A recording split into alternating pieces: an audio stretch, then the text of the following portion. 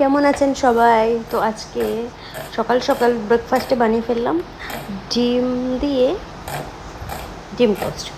তো সেই আর কি বলেছিলাম না, চটজলদি যেই ব্রেকফাস্টটা হয় সেটাই আমি সব সময় বানাবার চেষ্টা করি। তো প্লিজ কারোর যদি জানা থাকে চটজলদি এরকম অল্প সময়ের মধ্যে কোনো নতুন কোনো কিছু বানানো মানে জানা থাকে, তো প্লিজ আমার সাথে রেসিপি শেয়ার করিও।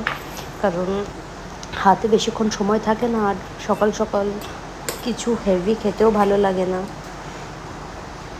তো সেই আর কি। বাই।